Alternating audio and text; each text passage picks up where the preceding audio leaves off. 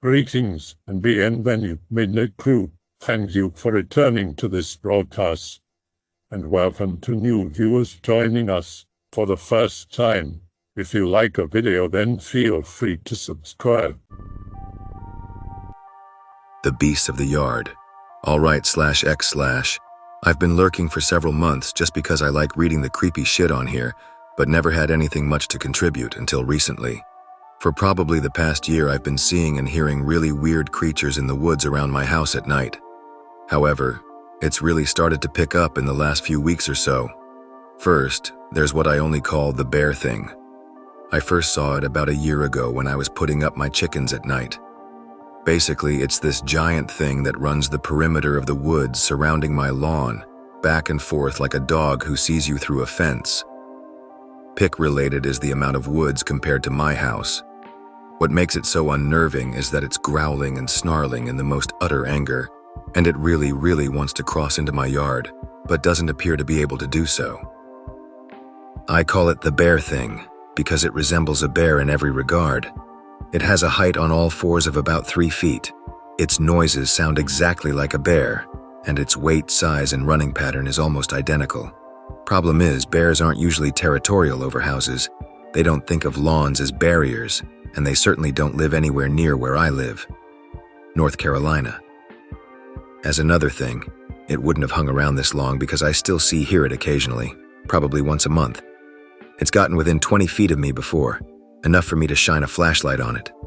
It's basically a giant mass of fur that resembles a bear in most regards, except for the aforementioned reasons.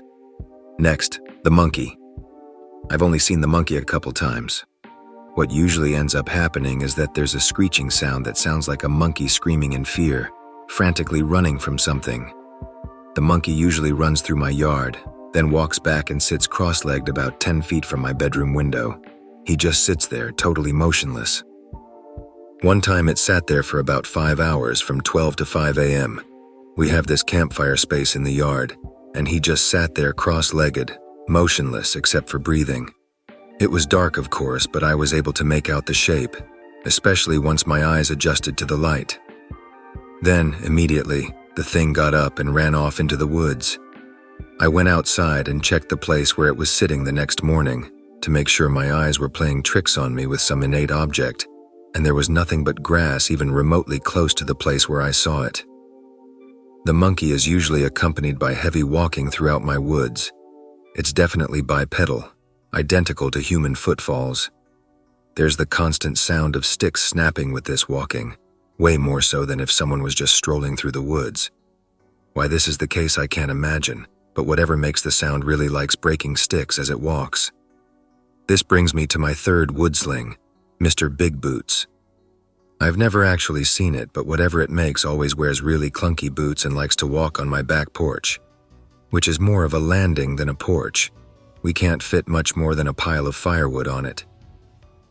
When I was 11 or so, I found a step stool pushed against my bedroom window outside, although I don't know if that's related.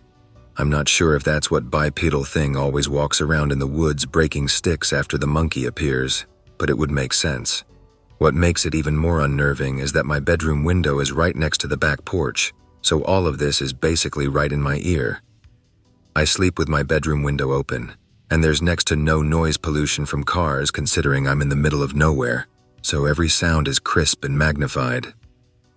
The most activity-filled night I've ever had with these things was on the first night I saw the monkey. The monkey had already been sitting for about 2 hours, and I had been keeping an eye on it. The walking on the edges of the woods had already begun, and the constant popping of the sticks was starting to get unnerving. This was the first time I had seen any of this, remember? Anyways, then the bear thing started walking, or at least what appeared to be something like it. This time, though, it wasn't angrily pacing the perimeter of the woods, but just walking back and forth. I imagine because it couldn't see me, considering I was in my room and not outside putting up the chickens for the night. This went on until the next few hours until 5 a.m., when both the bear thing and the monkey departed.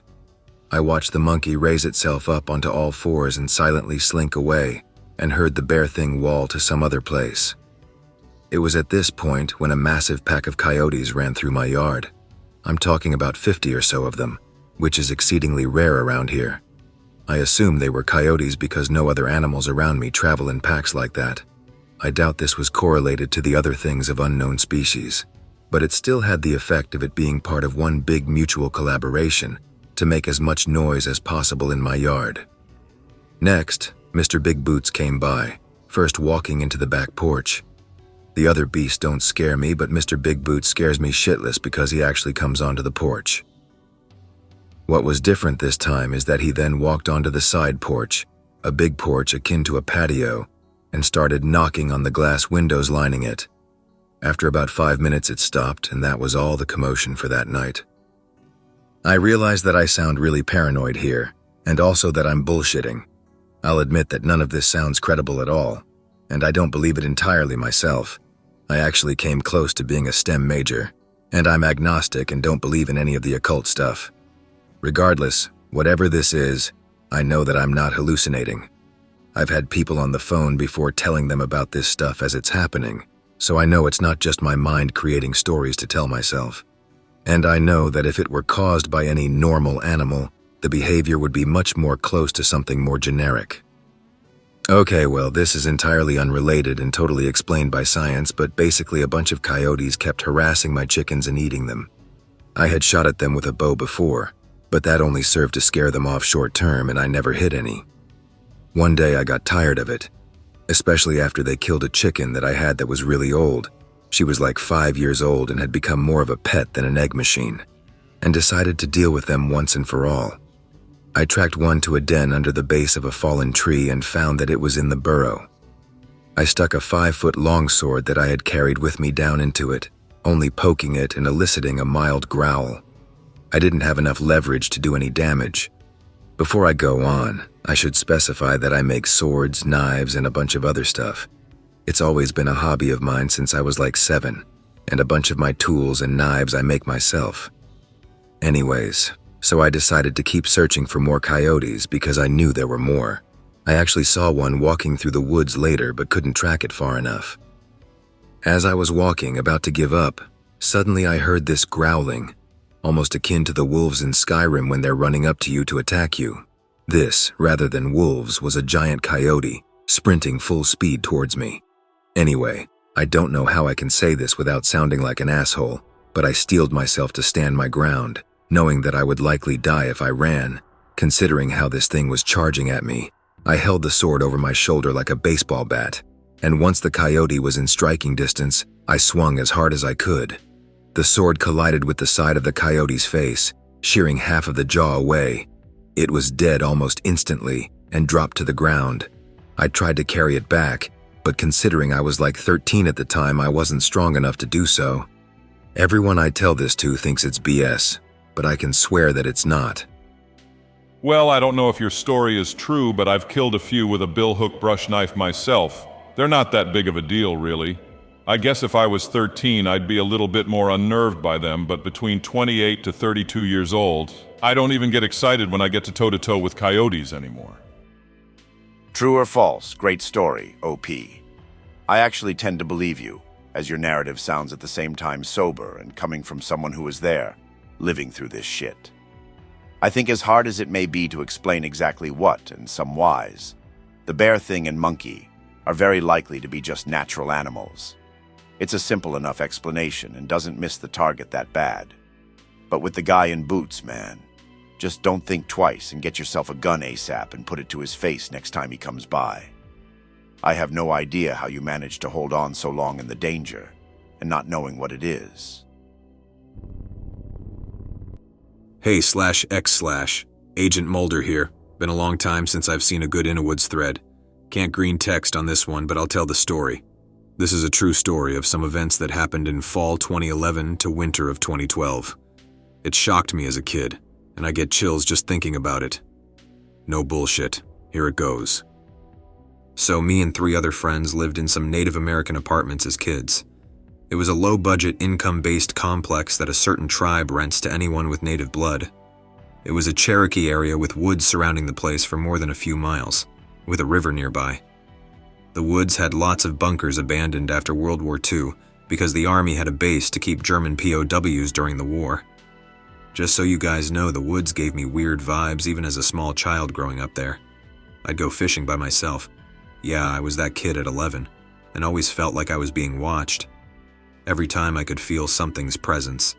Even when me and my uncle, who lived in the apartments near me, would go night fishing for catfish, and I'd tell him, "We're being watched." Everybody thought I was just a paranoid kid. So anyways, enough of the scenery, let's begin. So it was fall 2011, and I was about 13. My grandparents lived a complex or two down from my friend with my uncle at the time. Me and my friends would always go out and smoke in the woods for fear of our parents knowing, at least mine and my other friend.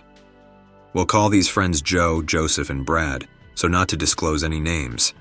Anyways, we would always spend time in the woods at night, sometimes smoking and looking for UFOs that we occasionally seen here and there. We did this day after day and everything was fine. Until one day out in the woods across the fence. The complexes were fenced in from the surrounding woods. My friends came across this makeshift shelter made from woods and stuff. Now at first we thought it was maybe just some illegals, or someone staying out there in the woods. You could tell by looking at it that whoever made it was really unhumanly strong because there was small but thick trees bent over into this weird hut, so to speak. We never thought anything of it at all, us being teenagers high at the time. They found this one day without me, but Brad went and showed me one day. I freaked out after actually seeing it in person. I don't know why I did it at first. Probably because of the weird rumors I heard around the apartments, that I only half-assed believed at the time. Anyways, after that, about a week later, Joe and Brad were sitting on Joseph's back porch, real late at night. Joseph lived a few houses down from my grandparents on top of a small hill by the fence overlooking the woods. Joseph was in his room at the time. I was gone at my home the night this happened. It was probably 1 or 2 a.m. Joe and Brad hear this cat scream. At first they thought it was a cat fight like usual and started to look towards the woods because there was a pole light by the hill, so you could see so far into the woods at night. But the cat made a shriek noise like something was after it. It scampered through a hole in the fence running. Out of nowhere this thing runs through the hole in the fence right behind it and chases the cat into these bushes. They hear another squeal from the cat and a loud snap noise. The thing comes out of the bushes with a cat in its mouth, walking like an ape with its arms instead of its legs. It seemed unaware that it was in civilization and looked around for a few seconds. It saw Joe and Brad on the back porch and let out this hollering sound, like this large shriek that made them turn white from fear. I don't know how it did this with the cat in its mouth, but I continued to scream for about 5 seconds and slowly walked towards them like an ape. By this time, Joe and Brad are heading for the screen door. It then realized more where it was at and turned around and ran. When it ran this time, it made a loud thumping noise like a bear when it runs, on its legs, and clears this 8-foot barbed wire fence like it was nothing. This thing was bipedal, whatever it was. When it chased the cat, it was running on its legs after it. But when it went to jump the fence, it somehow gained its speed to jump while walking like an ape, thus the thump noises. From what they said, it looked like a dog running on its 2 back legs when it ran on its legs. I don't know what this thing was, but it gave me chills just thinking of it. Joseph heard the thumping noises and a slight scream and met them at his back door. Their faces were white from fear. From what I've gathered, it was some sort of bipedal beast. From online research, it seems like a devil monkey from what I hear. Now keep in mind, at this time, I didn't see it in person. So at first I didn't fully believe them because they liked to prank me. But then I got to thinking of all the weird shit that happened out there. Fast forward 2 or 3 months. Winter 2012. You see, out there in these woods, there was this trail people made for fishing at the nearby river. There was these 3 rocks me and my friends always chilled at to smoke to sit on. Me and my uncle were walking in the woods looking for deer tracks since there was snow on the ground. As I walk by the rocks, I see this very strange track. I went and showed my uncle. I told him what Joe and Brad see, but he thought I was just a dumb teenager. And he started to believe me on what was out there. The track gave me chills down my spine just looking at it. It was right where our chill spot was. It looked like I don't know. It's hard to explain, but it was a track that wasn't an animal with a large talon on the back of its paw or whatever. It wasn't any animal I'd ever seen, and right then I believed Joe and Brad's story. I would have took a picture, but me being 13, I was more worried about getting home safely. And I didn't have my phone on me too. I don't know why I didn't go back home and go back and take a picture to show Joe and Brad. Probably because I was scared shitless. This is what it looked like, even though it's a poor sketch. I remember the way it looked in my head. It's just hard to accurately draw it out because it was so long ago. The small triangles were the claw indentions from the snow. That's what gave me the chills the most, was the claw indentions I could see in the snow. And that back talon gave me the creeps. After that, I believed what they saw, and so did my uncle. He had been hunting his whole life, so me seeing him get white in the face like that as a kid and rush us home out of the woods was probably what stopped me from taking the picture, because it would have been dark by the time I would have got back. And fuck going in those woods alone now. I don't go in no woods after dark no more. Old natives used to tell me never to go in the woods at night, and I see why now. Fuck all that. I never saw it in person like Joe and Brad did, but right around the time that happened in late summer of 2011, before they saw it, me and my uncle were out catching catfish after midnight when something not even 15 feet behind us let out that awful screech sound. We packed up and left after that. I thought that it was maybe a bear until I heard it yell a second time as we were reeling in our fishing poles. We never really brought it up to nobody because there were so many stories like that from our neighbors that we thought nobody would believe us. I wish I would have had that picture of its tracks for y'all to have physical evidence, but I was scared, especially since I was 13. And then here recently, which is what made me remember the whole deal my father was talking about when he and his high school buddy were driving in that area, when something ran across the road in the night in front of them. I know it was spooky enough for my dad to bring it up 20 years later. He was like, "I wonder what that thing was that scared the shit out of us." He always said it looked like a bear, but it wasn't. I asked him afterwards, was it running like an ape? And he backed up and his eyes got big and he said, "How the hell did you know that?" And I told him the story. From what I've read up on, it seems to me to be the mythical creature called the devil monkey. I know from what I've read about the Choctaw creature, it seems spot on with this one I can't pronounce. Anybody ever had anything similar happen? I live in Oklahoma, by the way. All right, /x/. One of you has to know something about what's going on here. I'm going to write this out as my thoughts come up, so please don't expect a well-edited story with great writing. All cards on the table this time. I need some help. Little backstory to provide some context. My name is Jay. I'm 20 years old and I live in a town called Waimate in New Zealand in a house on Mortimer Street with a flatmate named Matthew. Pick-related. Lovely town, 6,000 people. They're all a bit odd, but that's to be expected from small town people. Now, Waimate translates to stagnant water, but a more direct translation is dead water. Our neighboring towns, Timaru and Wamaru, like to joke that there's something in Waimate water. Makes us all a bit different, you know? So I'm about 6 foot tall, and I weigh 49 kilograms. That's 108 pounds for all the Americans reading. Also, don't tell me to eat some food. I've stayed the same weight since I was 12. There's nothing I can do about it. I've done a fair amount of drugs in my time. I know what they're like, how they make you feel. It's an augmented reality when you're on them, and your brain can sort of tell that this is the case. Not the same feeling as what I just got, and I can't make heads or tails of it. The drug I want to try next is shrooms. They grow wild, I've been searching. This is what happened today, starting at around 5 p.m.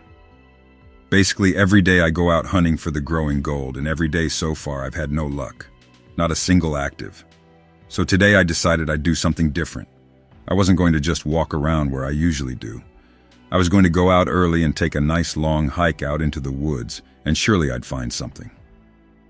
I get dressed in my usual getup. Freshly dubbed boots so my feet don't get wet walking through the grass. My jacket I've had for 5 years, still waterproof. Hat and a pair of thin leather gloves. It's been raining pretty hard the past few days, providing the best weather conditions for optimal shroom growry, and it's finally calmed into a light drizzle overnight. I left my house just before 5 a.m., walked down the street, through the small stream and into some pretty light bush coverage. I checked all my usual spots, and again, nothing special. I was kneeling down looking through some ferns because P. Wararoa tend to grow close to them.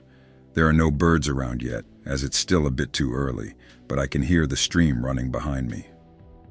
Everything was pretty chill until about 5:30 a.m., when out of nowhere I heard this loud bang on the corrugated iron fence directly in front of me. Sort of like someone had thrown a medium-sized rock at it. I go take a look, and there's nothing. No animals, no people. The houses are far away. I justified it to myself as the fence warmed up a bit in the air. Then I noticed my hat was a bit wet, and I could feel its cold on my forehead. No biggie, time to keep walking. At this point I was fine, feeling fine, not a care in the world except for finding my bloody mushies. So I walk out in the woods and I just keep walking for about an hour.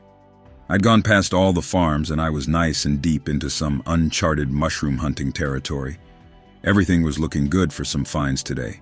The sun still hadn't come up, but it's thinking about it, and I had started hearing wildlife. Birds are all out in force. I heard a farmer going to his dogs in the morning and all their excited barking. I was feeling really good. It was really one of the better days I've had in a while. And then all of a sudden just not feeling good at all. It's difficult to explain the exact emotion. Think of it like, you've just been informed the only thing you care about in the world has just been taken from you. First thing I felt psychically was the coldness of my hat was gone. I was sweating and I never sweat. Not when I run, do heavy lifting, get to the final two in a game of PlayerUnknown's Battlegrounds. I just don't sweat. Then I noticed my hands were hot, sweaty palms in my gloves. I'm just standing there in the woods feeling this way. I didn't want to move. In fact, I felt compelled to not move. Maybe it was instinct? I'm unsure. I stood there for maybe 5 minutes and slowly the feeling faded. I wasn't really in the mushy hunting mood anymore, but figured I'd finish it off and maybe come out this way again if I found something. I found something indeed. About another 30 minutes into my hike, I came across this clearing maybe. 60 or 70 meters across and just all mud. I figured I must have found someone's patch where they grow weed and they've recently tugged out all the plants because it's getting too cold and they needed to harvest. I just assumed all the walking they did just fucked up the ground, but I couldn't settle on that. It wasn't quite right, something was missing. I figured it out standing there. No leaves on the ground, no pile of dead plants anywhere to be seen. It was just an empty clearing. However, there were tracks all around, so someone was here at some point. I walked a bit out into the clearing and started looking at the tracks. Seemed like people walked around here a lot. Boot prints, dog prints, more boot prints but different boots. So I changed from a weed plantation to a dog fighting ring. Then I saw something strange, just regular human footprints.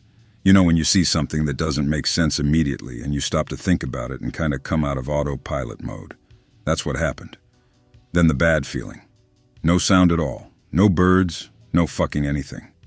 That feeling suddenly came back, like a feral wave to the mind, and I started dry retching, but like, you know how when you heave, it takes a second or two before it happens again? It wasn't like that, it was continuous. I'd heave, then immediately suck in air and go again. I started shaking enough for it to draw my attention, so I looked down at my hands, but I couldn't really see them. Everything was unfocused and foggy. I finally got to nope time. I'd had enough of this bullshit, and I was going to go home and make a nice drink and everything was going to be fine again. I was wrong. I'm home now and I've had my drink, and everything is not fine at all. It went fucking wrong when I caught movement while looking up. I was still on my side of the clearing, so about 40 meters from me as my head came level, its foot hit the ground from leafy undercoverage to mud in the clearing, and then it stopped stock still, absolutely no movement. I can't match it to any animal, but what jumps to mind is definitely... what's his name? Mr. Lupin? The Harry Potter film. There were some major differences, though. Its skin was completely hairless and much more pale. Looked almost translucent, but I couldn't make out any color. Thinking about it now, it's hard to imagine not seeing blood vessels or something. Something to tell me it was alive. Growing hair, blood vessels, a scratch or a scrape, anything would have been enough. It was just one solid pale color. It was standing upright with a slight hunch around the shoulders, similar to a human. If you bring your shoulders up and push them forward a bit, you'll understand what I mean. Very similar facial structure to pick-related but less elongated. The thing that really got me was there was absolutely no emotion until our eyes met. There was sort of recognition in its eyes, but nothing else. At this moment, I knew I was a dead man walking. Have you ever had a nightmare where you're getting chased by something but you can't run? You try to run but you can't and struggle and try all you like, there's just nothing you can do. In the dreams, that emotion usually fades after you wake up and you don't really have a solid grasp of that emotion. Same exact feeling, but now I can remember it. Have you ever watched a stoat kill a rabbit? The rabbit sits there and screams as the stoat walks up to it, keeping eye contact the entire time.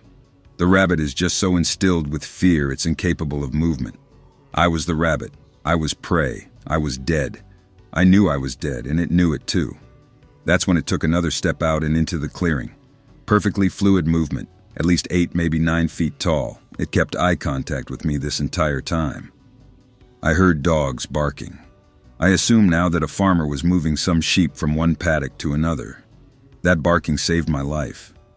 Whatever it is looked away from me for a brief second to the direction of the noise. We broke eye contact and I took my first breath in what felt like a really long time. Maybe 7 or 8 seconds in reality. I turned heel and started running full tilt towards the noise of the dogs. The bush isn't too thick around here. I got a fair pace going, and for a second I thought I'd be okay, but I definitely wasn't going to be okay after another second thought. Its movement was impeccable. It'd catch me, and I knew that. Something about this realization gave me an added boost of adrenaline. My legs were stretching to maximum capacity with every stride. I must have been moving about 50 or 60 kilometers per hour for a solid 5 minutes at least, and that's a pretty conservative estimate. During that time, I could hear it moving through the brush behind me. First a wet slap of feet on the ground as it went through the clearing, then the crackle of sticks and leaves as it went into the bush behind me. Heavy though, sort of like a dude throwing off his boots, and all you hear is the slap of his feet hitting the ground as he's running. Then I started hearing it. Breathing, but not like my own. Not the short, sharp breaths I was taking to fuel my lungs. They were slow and deep. It wasn't even trying. It wasn't even worth putting in serious effort in order to catch me. As that thought crossed my mind, it was replaced with the next thought. Paddock, fence, safety. Then the next 2 thoughts. Where is it? Where's its noise? I went straight over that fence. No hesitation. Jumped the fucker. Saw the farmer and went straight towards him. He was sitting on his quad and only saw me after I was halfway through the paddock. He jumped off that bike faster than I've ever seen an old man move, going for a gun on the back of his quad. Thinking about it now, I completely understand his reaction. Crazed-looking male ran towards him at 7:30 in the morning out of the bush where I had absolutely no reason to be, covered in mud, scratches all over my face. Before he'd actually gotten the rifle out of its protector, I'd reached him, turned around to look at the bush I'd come from, and backed up until I was standing by his side. He had stopped going for the gun, was looking at me, then looking at the bush, then back at me. "Are you okay, son?" he asked. I looked away from the bush towards him and replied, "Yeah." The look in his eyes. He saw my fear, my absolute terror. He shared that feeling with me for a second before I started walking in the direction of home. I was in shock. I should have asked him for help. I walked for 3 hours, staying very clear of the bush. My mind was racing. What was that thing? What was that knock on the fence? What did that farmer think? Am I going to get collected by the police and put in the plastic spoons and forks ward in the insane asylum? Should I be in the plastic spoons and forks ward? I got to somewhere familiar. I'd looked for mushies in this paddock before. I was 5 minutes away from home in relative safety. I just had to cross the stream and walk up the road. The stream connected to the bush where it lived. It took me another 45 minutes to coax up the courage to do what needed to be done. I just wanted to be home. I wanted to curl up into a ball and cry in the comfort of my room. So I did it. I ran straight at and through the stream and to the other side, back to concrete roads. That felt so good. I was euphoric. That feeling just creeps up your spine, like running a popsicle stick through your 2 top and bottom front teeth while biting down. I can't get away from it. I've been feeling it the rest of the day. It's not so bad anymore, but it was just like in the bush when I got home. It's 1:32 p.m. right now, and now I'm sitting in front of my computer typing this out. This is also where I'm in need of some serious help. What the fuck is going on here /x/? If you would be able to find a roundabout route to the farmer's place and ask some questions, I would recommend that. I would find it hard to believe that no one has ever encountered anything like this in your area, if it's as small as you say. Not doubting you, of course. The clearing being devoid of all life. Is there any record of its use across the populace? Even something as simple as, "Oh, we don't go there because we think it's haunted," or something will be better than simply ignoring it. Either way, this is the scariest thing I've read on /x/ in a hot minute, and I'm conflicted as to how to believe in its reality. I hope it's not real for your sake, but I'm willing to believe in it wholeheartedly for your sake too. May whatever higher power you believe in be with you. I really don't go outside much other than looking for shrooms, and I can't do that anymore, and I'm a bit too terrified to leave the house as well. My cat Bruno has been limping, so I took him to the vet. Apparently it was dislocated. This has been happening to a few people's pets, apparently. They said they thought that either someone has been kicking animals or there's a feral dog attacking them, because some are coming in pretty heavily wounded. They've had to put down 2 cats and a dog already. Pick related, you can see how he's holding his left front paw up like that. Be spooky Skinwalker, be Innawoods, stalking a human. He's wearing green and brown clothes and is wearing some weird mask. Also has a gun, but that's not a problem. Start getting closer. He knows I'm here. Gonna show myself, then go back to being sneaky to fuck with him, now 20 feet behind him. He turns. He's just looking at me, no screams or anything, didn't even shoulder his gun. All of a sudden he shouts, "I'm gonna fuck you up, Skinwalker." What? Spoop. He starts taking his trousers off. I'm just watching in shock. He starts running at me. Decide to GTFO. WTF was that guy's problem. He's still fucking looking for me. I hope that you enjoyed tonight's broadcast.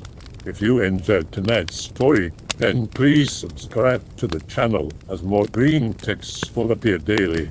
A new broadcast will appear when the clock strikes midnight Central Time.